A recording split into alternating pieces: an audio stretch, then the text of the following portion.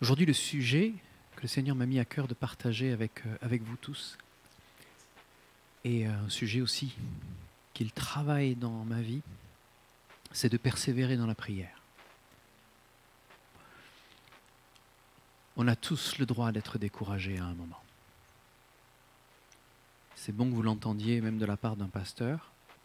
On a tous le droit d'être découragés à un moment. Et encore récemment, en discutant avec mon épouse, je glorifiais le Seigneur de voir la persévérance de la prière.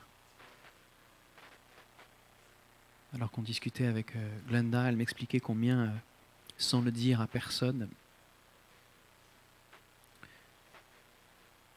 une prière qui dure depuis des années se voit exaucée maintenant, mais des années.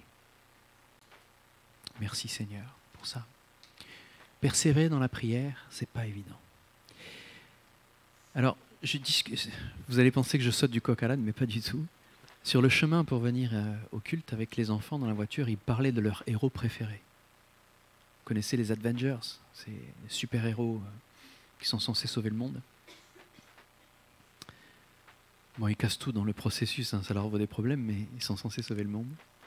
Et il y a une scène, je ne sais pas si vous vous rappelez de cette scène, où ils sont tous dans la maison de leur copain qui tire à l'arc. Hawk.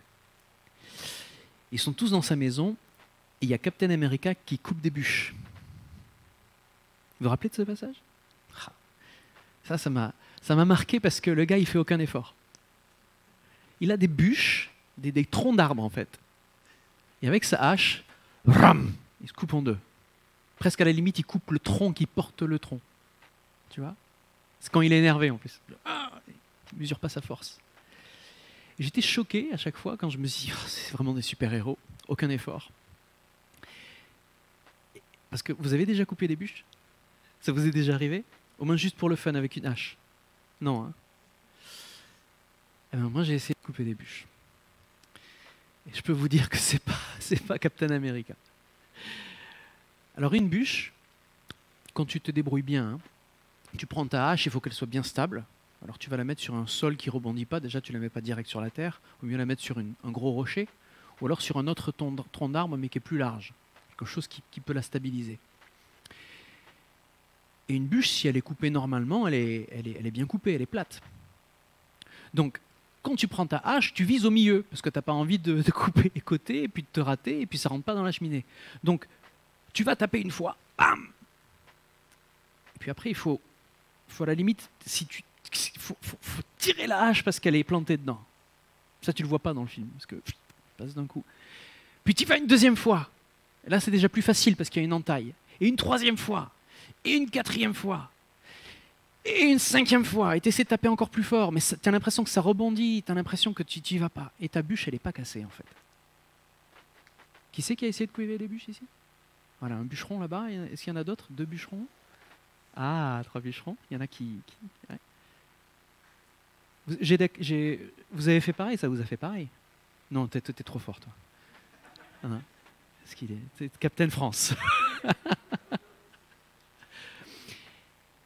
Eh bien, on a beau insister, ça ne vient pas d'un coup.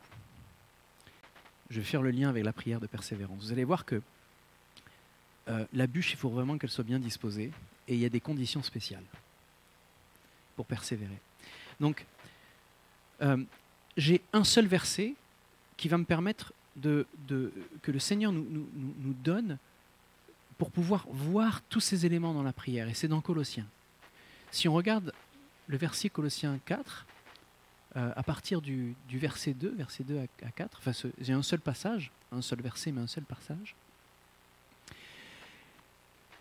L'essentiel de ce que je vais vous dire tient dans un seul verset là, verset 2. On va parler légèrement du verset 3 après. Il est écrit « Persévérez dans la prière, veillez-y avec action de grâce ». Et juste avec ce passage-là, il y a une tonne d'enseignements à prendre. Parce que c'est Paul qui parle, c'est une lettre qu'il a écrite aux Colossiens. Et il a envie de les encourager, il leur explique qu'il ne faut pas lâcher la bûche, faut pas lâcher l'affaire. Comprenez, vous me suivez ? Persévérer dans la prière. Alors je me suis dit à quoi ça ressemble. Est-ce que ça a le même sens en grec? Est-ce que c'est écrit pareil? J'ai trouvé ça encore plus simple en grec. Vous voulez voir à quoi ça ressemble en grec, le passage? C'est très simple, les mots sont simples. Regardez.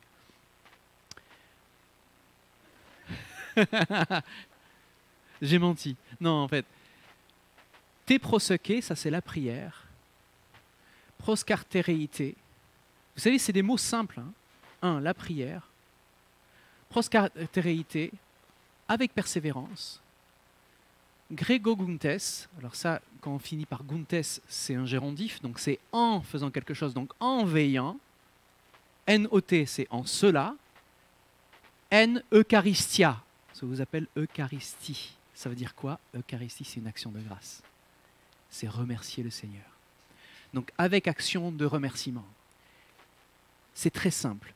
La prière, avec persévérance, en veillant, avec des actions de remerciement. Voilà la formule pour pouvoir rentrer dans une prière qui va être écoutée, une prière qui plaît à Dieu. Alors, on va juste, dans ce passage-là, se concentrer sur juste la prière déjà. Qu'est-ce que c'est que la prière? Si on regarde dans Luc au chapitre 11, on verra qu'on va aller dans des détails de Luc chapitre 11. Si vous prenez votre Bible, au tout début de Luc chapitre 11, eh bien, les disciples sont devant Jésus et ils le voient prier. Et en fait, Jésus doit prier constamment, en fait. Parce que les disciples le regardent et se posent des questions à son sujet. Il leur dit, mais apprends-nous à prier. Alors pour un juif de cette époque, de dire « apprends-moi à prier », c'est bizarre, parce que les juifs sont censés prier. Ils ont une relation avec Dieu, donc ils prient, ça fait presque partie de ce qu'ils font naturellement, même religieusement. Mais là, il devait y avoir quelque chose dans la manière dont Jésus prie qui leur fait se poser la question. Apprends-nous à prier, et en plus il leur dit « comme prie Jean ».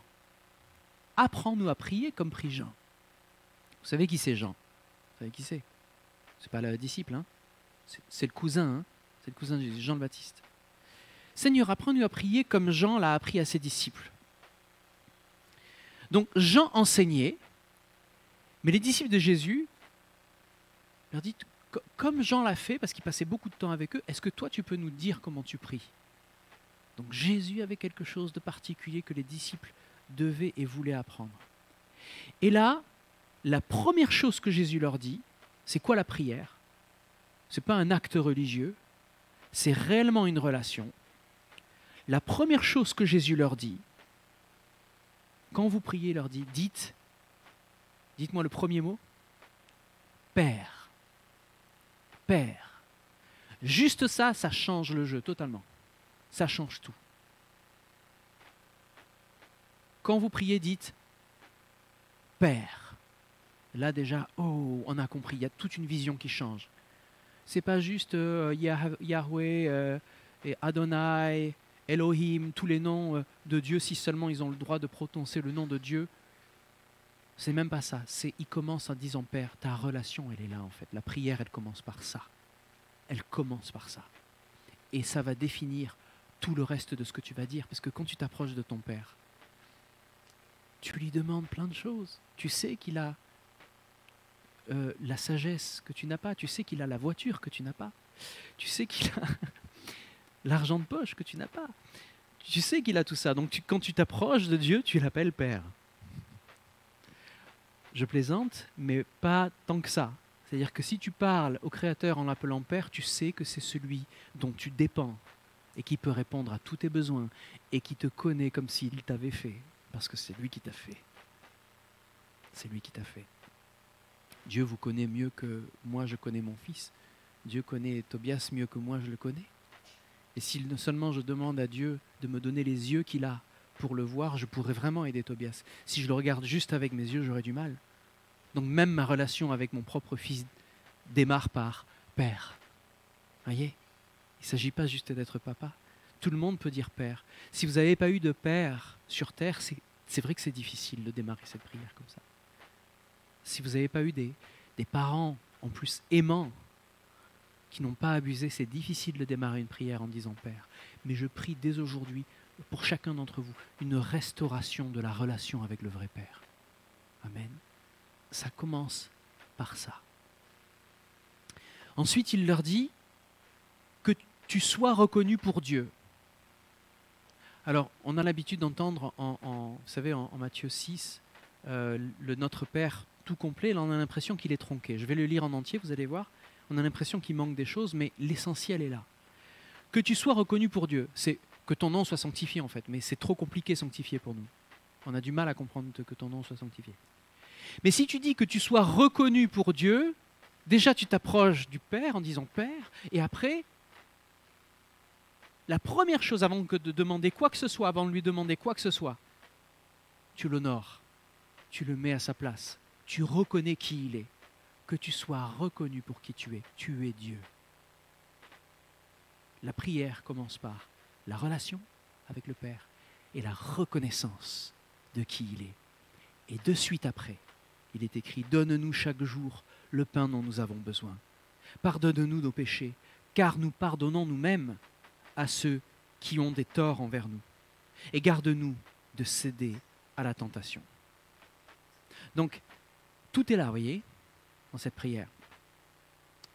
Et après, il rentre dans les détails, Jésus. Ce qui est pas mal, c'est qu'il vient de dire « Donne-nous notre pain quotidien ». Et juste après, il donne un exemple où il y a du pain. C'est le passage en Luc 11, donc. Je pense qu'on l'a mis. Donc, on vient de parler de la prière, on va parler de persévérer dans la prière. Alors, je ne sais pas si le Luc 11, je l'avais mis un petit peu plus tard. Voilà, Luc 11. Il est ici. Voilà. Juste après leur avoir appris à prier comme ça, en ces quelques phrases, il leur donne un exemple. C'est plus facile de comprendre avec des histoires. Donc il leur raconte cette histoire. Si l'un d'entre vous a un ami et qu'il aille le trouver au milieu de la nuit pour lui dire « Ami, prête-moi 3 pains. » Il y a du pain, hein, je vous avais dit. « Car un de mes amis est arrivé de voyage chez moi et je n'ai rien à lui offrir. » Et si de l'intérieur de sa maison, cet ami lui répond « Ne m'importune pas, la porte est déjà fermée, mes enfants et moi sommes au lit. » Donc le gars lui parle du lit, hein, parce que les maisons n'étaient pas très grandes à l'époque. Hein. Donc de la porte, quand tu frappes à la porte, la personne qui est dans son lit peut te répondre. Vous imaginez la scène? Les enfants sont là, ils dorment, lui là, il dort. Et donc ça le dérange, évidemment, c'est en plein milieu de la nuit. « Ne m'importune pas, la porte est déjà fermée, mes enfants et moi sommes déjà au lit. Je ne puis me lever pour te donner des pains. » Et Jésus leur dit, comprenez ça, comprenez cette histoire. Je vous le dis, même s'il ne se levait pas pour les lui donner parce que c'est son ami, même si par amitié il ne le fait pas, il va le faire pour une autre raison. Il se lèverait à cause de son opportunité et lui donnerait tout ce dont il a besoin. Alors je vais vous le lire dans la version Bible du Semeur. « Mon ami, prête-moi 3 pains, car un de mes amis est en voyage et vient d'arriver chez moi et je n'ai rien à lui offrir. » Supposons que l'autre de l'intérieur de sa maison lui répond « Laisse-moi tranquille, ne me dérange pas, ma porte est fermée, mes enfants et moi nous sommes couchés, je ne peux pas me lever pour les donner. » Je vous assure que même s'il ne lève pas pour lui donner ses pains par amitié pour lui, il se lèvera pour ne pas manquer à l'honneur. Une autre traduction. Il se lèvera pour ne pas manquer à l'honneur et lui donnera tout ce dont il a besoin. Donc imaginons que cet ami ne soit pas un ami super sympa, parce qu'il n'a pas envie de se lever la nuit. Je dirais, si vous m'appelez à 3 heures du matin pour me demander du pain, c'est vrai qu'on va rester amis, mais...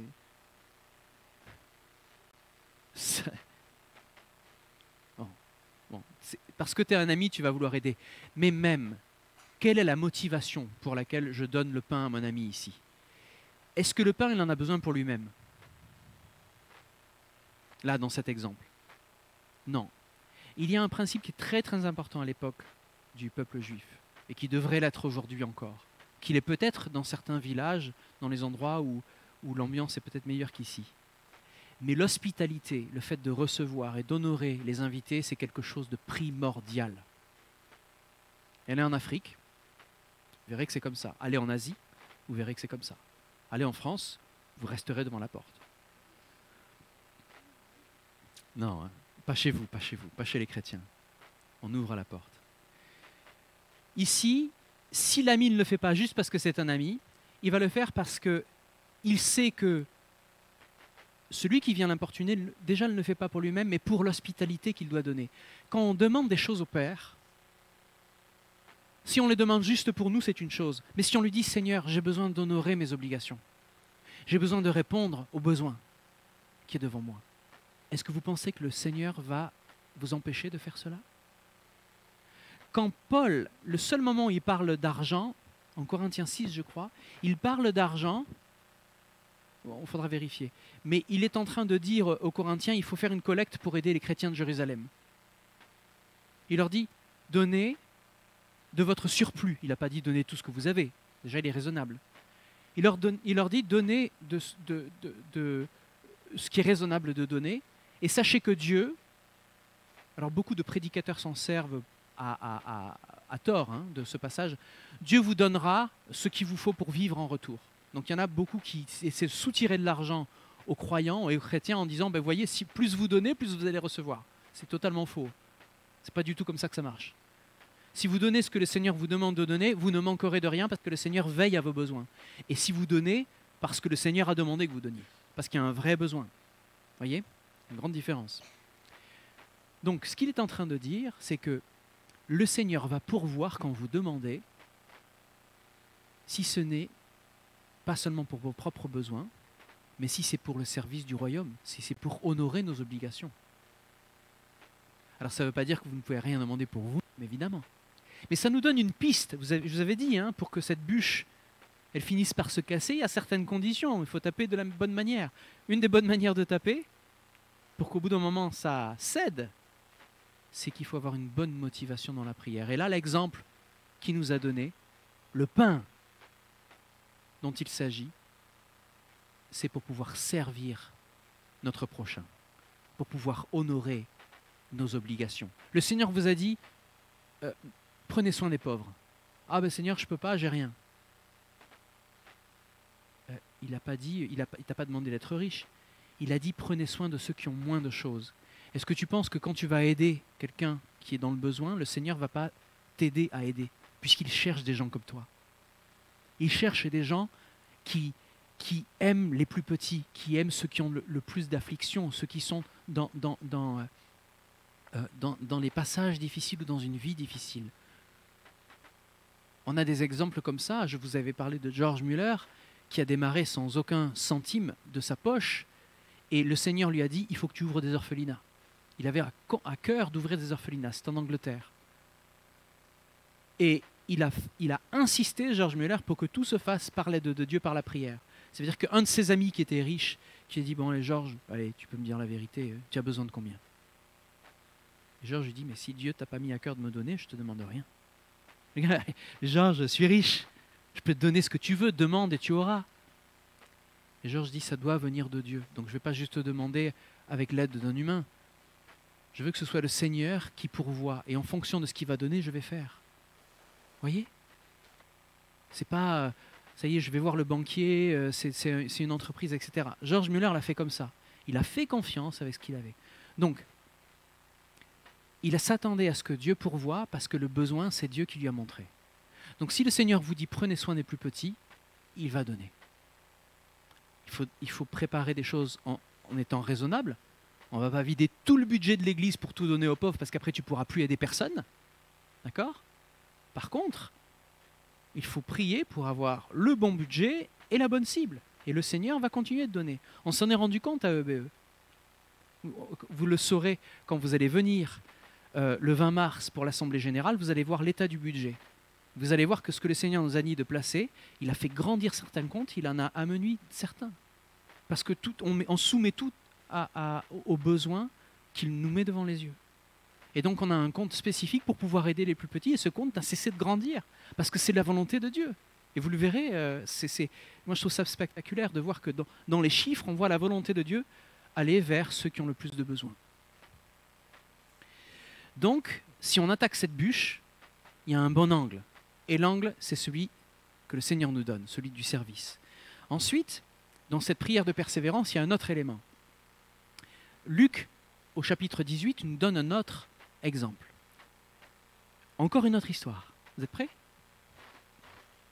Jésus leur adressa une parabole pour montrer qu'il faut toujours prier et ne point se relâcher. Il dit, il y avait dans une ville un juge qui ne craignait point Dieu et qui n'avait point d'égard pour personne. Je traduis. Le gars, il est juge, mais il s'en fout. D'accord? La justice, tout ça, c'est pas trop son truc.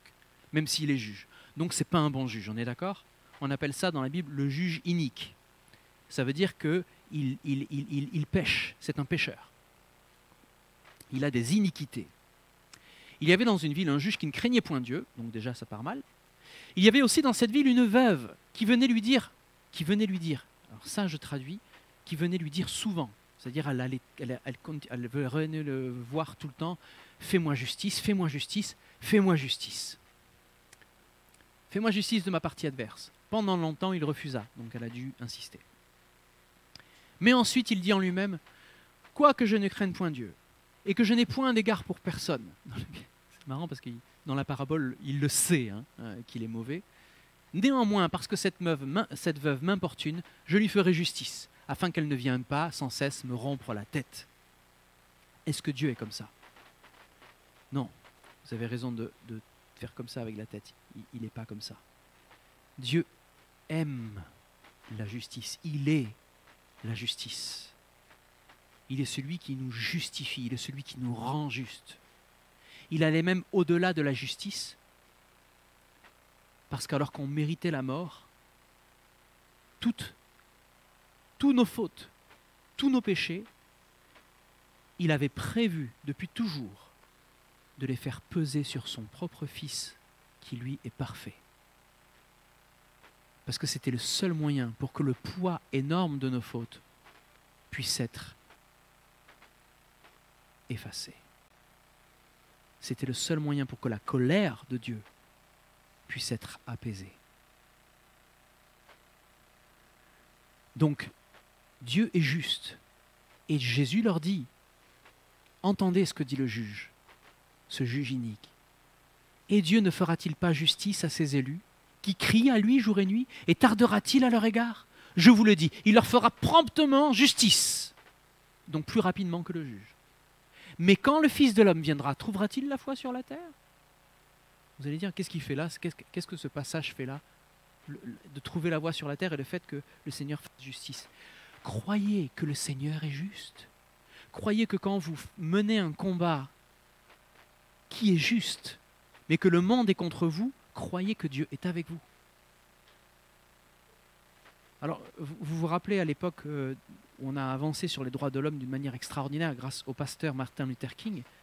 Vous ne pensez pas qu'il y avait beaucoup de gens qui voulaient lui taper dessus parce qu'il parlait d'égalité entre noirs et blancs, et qu'à l'époque c'était inimaginable dans la tête d'une majorité de personnes, surtout dans le sud des États-Unis. Martin Luther King a payé ce combat de sa vie.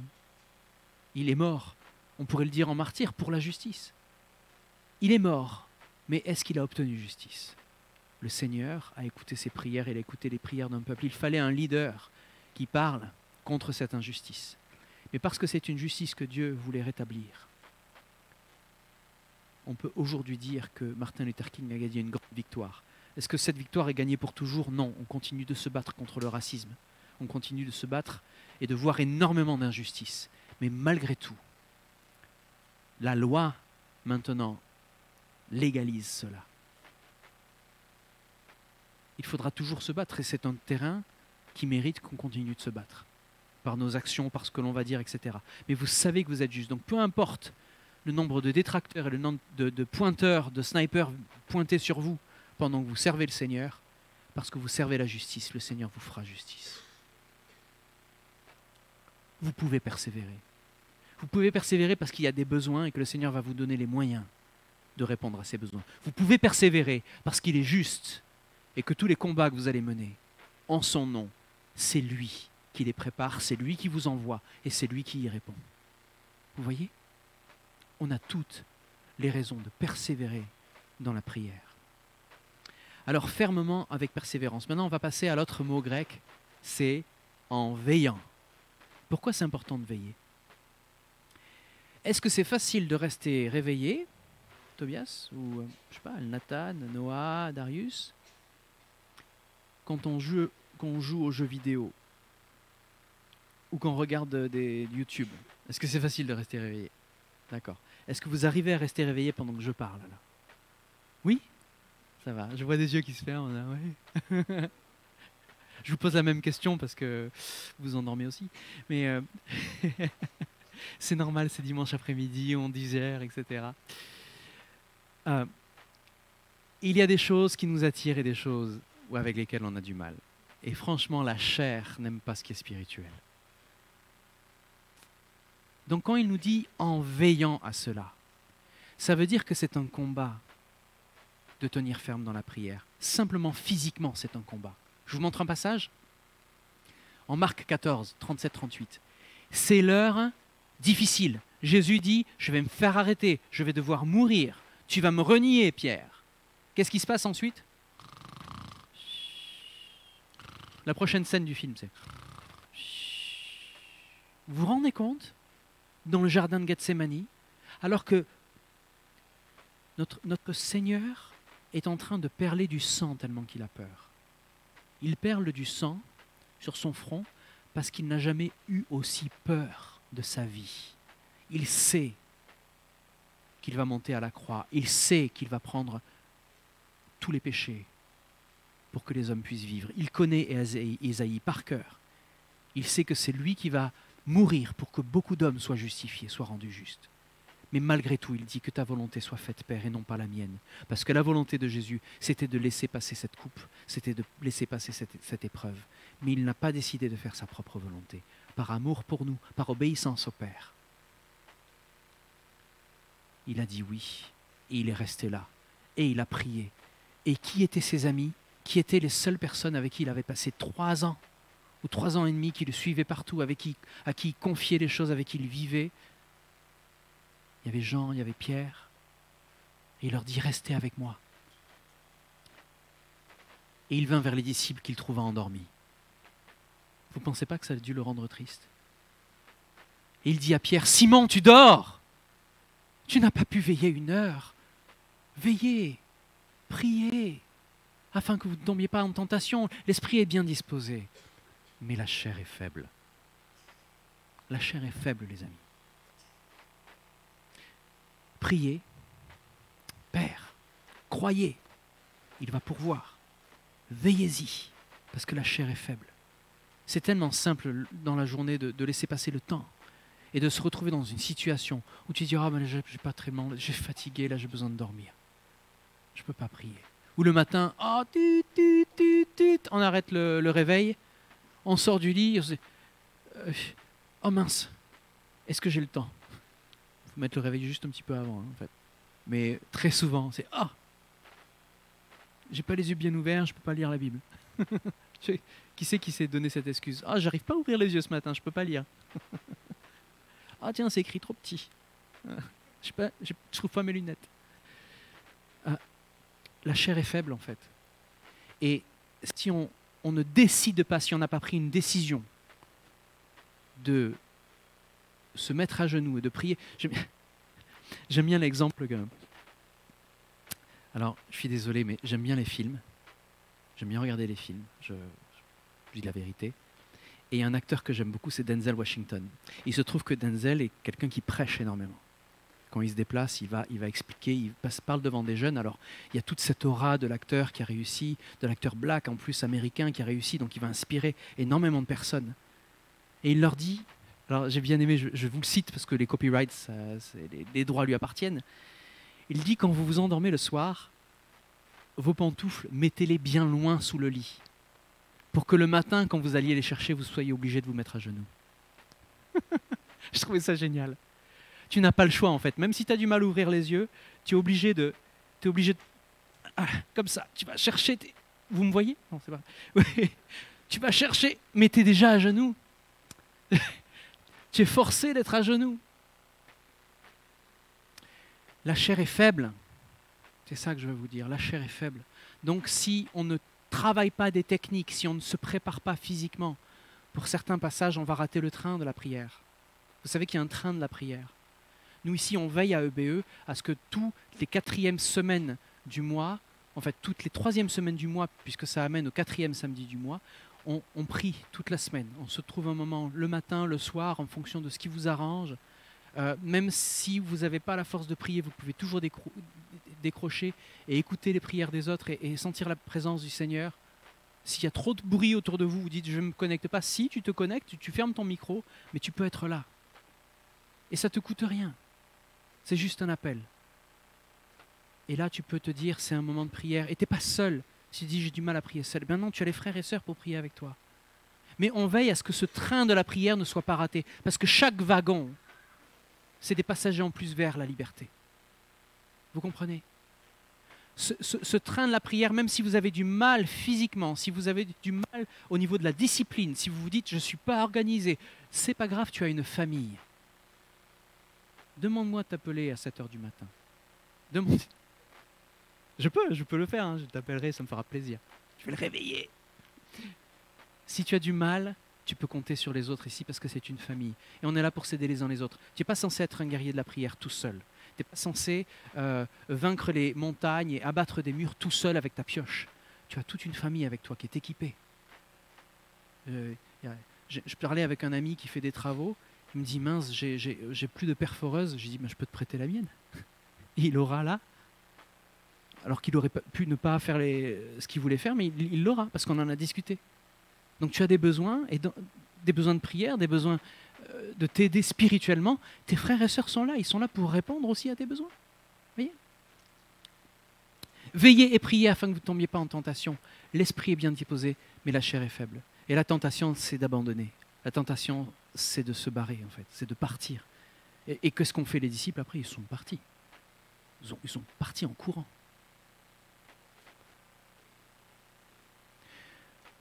L'esprit est bien disposé, mais la chair est faible. Et une des parties, je dirais même la plus gratifiante pour vous, ça, mesdames, pour celles qui ont profité de l'étude avec Glenda juste avant le culte, vous en avez déjà une bonne approche, mais c'est la gratitude, en remerciant Dieu. Eucharistia, en action de grâce. Alors, je me permets, Glenda, d'utiliser ton travail juste pour... Glenda a fait des recherches pour pouvoir bénir ses sœurs. Et quelque chose qui est ressorti de ces recherches et qu'elle partageait avec moi cette semaine, et j'ai été béni par ça, c'est que dans la gratitude, dans l'action de grâce, il y a 2 éléments. Il y a le fait d'avoir une attitude de gratitude. Je n'ai pas fait exprès, ça rime. Mais il y a une attitude qui est celle d'être remerciant, hein, d'avoir de la gratitude. Et il y a le fait de reconnaître, la reconnaissance. La gratitude est un état d'esprit. La reconnaissance, c'est reconnaître, c'est un verbe d'action. Je reconnais que. Donc il y a un état d'esprit à avoir en remerciant Dieu. Ça veut dire, compte les bienfaits de Dieu, mets-les tous devant tes yeux et tu verras en adorant combien... Merci. Merci. Donc il y a cette attitude de se dire, et que le Seigneur nous bénisse. Hein, j'en discutais encore avec un frère, pas plus tard qu'hier soir. Il est bon, il est très bon de se rappeler que le Seigneur est bienveillant. Si vous l'appelez Père, je reviens au début, si vous l'appelez Père, il ne va pas vous donner une pierre alors que vous mangez du pain, il ne va pas vous donner un serpent, il va vous donner vraiment ce dont vous avez besoin. Donc, il faut reconnaître que Dieu veut travailler pour votre bien. Quand vous abordez la prière avec cette attitude de reconnaissance, il n'est pas là pour vous punir ou vous dire tu as mal fait. Il n'y a pas un doigt qui sort du ciel, les nuages s'écartent, il y a un doigt qui fait je t'en veux, j'ai quelque chose contre toi. Jamais. Ça, c'est un doigt accusateur, c'est l'accusateur de notre âme qui fait ça. C'est Satan qui s'occupe de faire ce boulot-là.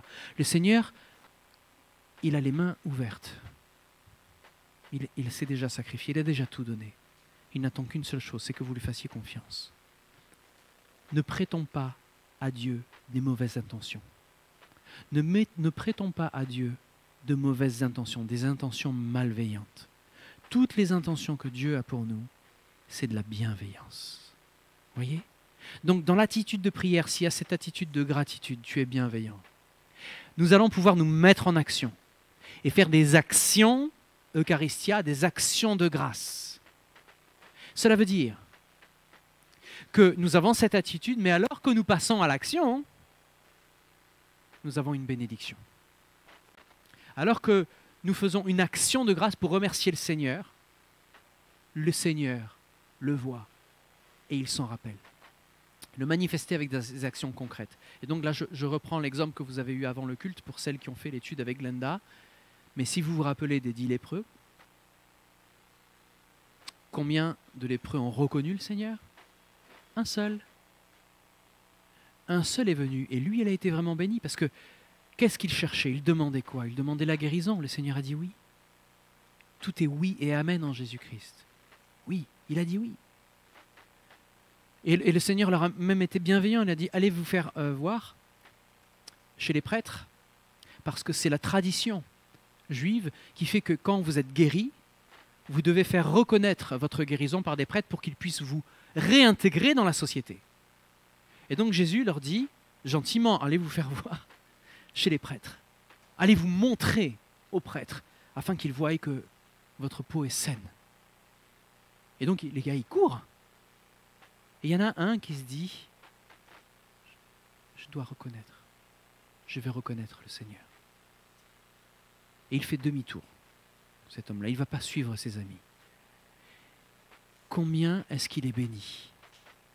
Il a fait une action de grâce, il est allé en action, il est allé devant le Seigneur, il s'est prosterné, il a reconnu, que tu sois reconnu comme étant Dieu, que ton nom soit sanctifié, c'est ça qu'il est en train de faire.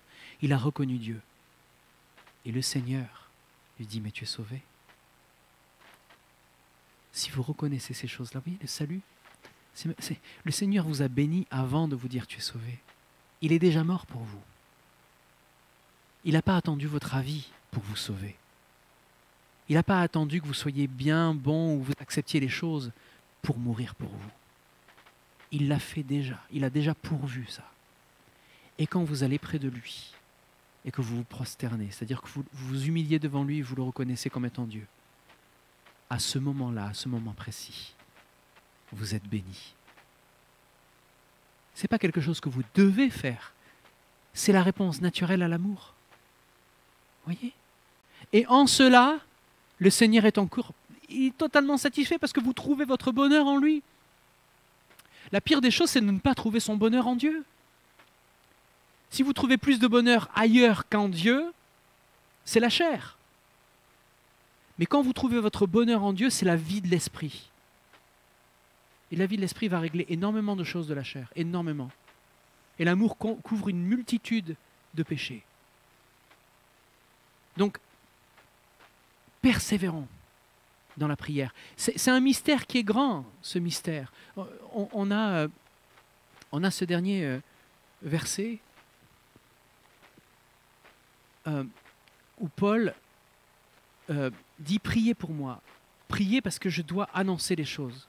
Vous vous rappelez au début, quand on a lu Colossiens 4, il dit « Priez comme ça et priez pour moi que je puisse annoncer l'évangile, que les cœurs soient ouverts ». Parce qu'en fait, quand vous allez prier, quelle est la finalité de votre prière? Est-ce que c'est juste d'être des Béninois? Qui c'est qui vient du Bénin? Béni, du Bénin? On dit des Béninois? Eh bien, les chrétiens ici, c'est des Bénimois. Vous voyez? Il ne faut pas se tromper. Bénis-moi. Bénis-moi, Seigneur. Je viens vers toi, je viens à l'église, je lis la parole et je prie. Pourquoi est-ce que tu ne me bénis pas? Bénis-moi. On fait erreur. Ce n'est pas cet angle. Alors je reviens à ma bûche.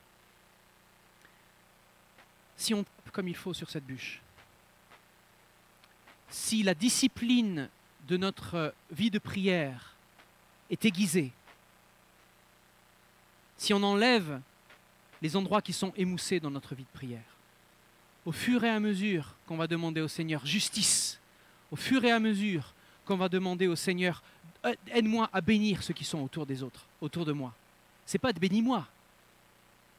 Aide-moi à bénir celui qui vient chez moi, à qui je dois hospitalité. Aide-moi à honorer les engagements pour lesquels tu m'as appelé. Aide-moi à te servir pour te représenter devant les hommes. Aide-moi à défendre la justice qui vient du trône. Je vais vous le dire, la bûche, elle a cédé. J'ai frappé suffisamment de fois. Peut-être à la 7e, peut-être à la 8e, peut-être à la 10e, mais la bûche, elle a cédé. Parce que je n'ai jamais cessé de frapper cette bûche. Persévérer dans la prière. Il est grand, le mystère de la foi. Et là, on a un poème qui est écrit en grec. Je vous arrête le grec, là, vous en avez eu assez pour la journée. Mais en gros, c'est un poème, il y a des rimes ici en grec. Et il est en train de dire, il a été manifesté en chair, ce Jésus. Il a été justifié par l'Esprit. Il a été vu des anges. Il a prêché aux non-juifs. Il a été cru dans le monde et maintenant il est élevé dans la gloire. C'est un mystère. Comment arriver à bénir les autres avec ce mystère? Comment arriver à annoncer l'évangile avec une histoire, avec la folie de la croix? Cela nécessite la prière. Donc quand vous priez, vous allez prier pour vos besoins, pour le pain dont vous avez besoin à vous, mais le pain que vous allez partager avec les autres. Vous allez prier pour les besoins de l'Église, vous allez prier pour les intérêts du Seigneur. Et les intérêts du Seigneur, c'est que l'évangile soit annoncé, c'est que les cœurs soient libérés, c'est que les joues soient brisées. Pour ceux qui ont fait la croisade de prière sur Ésaïe 58, il s'agissait du jeûne que l'Éternel agrée, le jeûne qui plaît à l'Éternel. Comment s'humilier, comment suivre le Seigneur de façon à ce qu'il agrée les choses. Il s'agit de servir. Il s'agit d'honorer Dieu et d'honorer nos frères et sœurs. Voyez? Donc ce mystère est grand. Et on a besoin de prière pour que ça puisse être annoncé. Priez que les immeubles qui sont autour, les portes s'ouvrent et que les gens se rendent compte qu'ici il y a la liberté de l'esprit. Priez pour que quand les personnes arrivent, nous soyons prêts à les recevoir. Priez pour que nous ayons l'opportunité d'annoncer l'évangile, peut-être par la musique, peut-être par le gospel, peut-être par des barbecues, je ne sais pas, peut-être on va trouver des choses ensemble, vous voyez? Mais nous avons un but. Et sans la prière, ce but, nous ne l'atteindrons pas. Sans cette prière, le wagon de la prière, le train ne partira pas. Ou on va le rater. Le train de Dieu, s'il est trop tard, il est trop tard. Le Seigneur nous a fait grâce. Il a fait en sorte que l'arrêt de bus soit juste là. Quand les gens s'arrêtent à cet endroit, ils se disent « Dieu est avec nous, Emmanuel ». Bon, on va peut-être mettre des signes pour expliquer un peu plus ce qu'on fait. Mais le Seigneur nous fait grâce. Et il y a un temps pour tout.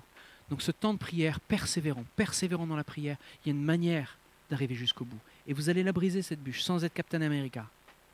Parce que vous allez insister. Pas besoin de super pouvoir. Notre super-héros, c'est Jésus-Christ. Et lui, il nous écoute. Il a été homme comme nous. Il nous entend. Il comprend nos faiblesses. Il comprend nos tentations parce qu'il a été tenté. Amen. Alors, que vous soyez encouragés dans la persévérance, que vous soyez encouragés dans les défis qui vous attendent. Je sais que certains d'entre vous se battent pour les autres dans votre quotidien parce que ça fait partie de votre travail. Oh, nous allons avoir des témoignages, frères et sœurs. Des témoignages de victoire, de la persévérance dans la prière. Et si vous avez des fardeaux, on a des moments de prière le vendredi soir. Vous pouvez partager ces choses-là et vous verrez les réponses. Parce que le Seigneur veille, lui aussi, à ce que sa parole soit accomplie. Tandis que nous veillons à la prière. Je vous invite à prier. Seigneur, notre chair est faible. Et tu nous demandes d'annoncer des choses qui des fois nous dépassent. La folie, le mystère de la foi, la folie de la croix. Seigneur, par ton Saint-Esprit, ces choses-là deviennent possibles. Par ta présence, par ton action, ces choses-là deviennent possibles. Mais tu as besoin de nous. Tu nous demandes, parce que tu veux, Seigneur, nous rendre participants, Seigneur, de cette gloire. Tu nous demandes de prier avec persévérance. Tu nous demandes de demander pour que tu puisses donner. Tu nous demandes de bénir afin que tu puisses bénir. Alors nous te demandons, Seigneur, oui. Viens nous rendre persévérants dans la prière. Viens remplir ces vases d'argile que nous sommes. De ta présence. Parce que si ta présence est là, alors les choses vont devenir claires pour nous. Sans ta présence, nous ne voyons pas le besoin du pardon. Sans ta présence, nous ne voyons pas les besoins spirituels. Nous ne voyons que les besoins de la chair. Mais alors, Seigneur, que tu nous parles dans la prière, alors que nous t'écoutons aussi dans la prière, ce n'est pas que des demandes, mais c'est une écoute. Parle-nous, montre-nous dans quel train rentrer, dans quel wagon de prière. Quel est celui que nous allons saisir cette semaine? Quelle est la mission de prière que tu nous donnes cette semaine? Quelles sont les justices que nous allons obtenir en ton nom cette semaine? Quelles sont les victoires? Le pain qui va surabonder pour les besoins de beaucoup cette semaine. Tu nous as promis la vie et la vie en abondance, Seigneur. Ça aussi, ça prend naissance dans la prière. Alors montre-nous, parle-nous, Seigneur. Viens nous aider dans notre misère spirituelle. Viens nous remplir parce que tu es notre richesse. Sois béni, Seigneur Jésus. Tu nous as tout donné. Merci, Seigneur. Tu es celui qui pourvoit. Sois béni, Père, au nom de Jésus. Amen.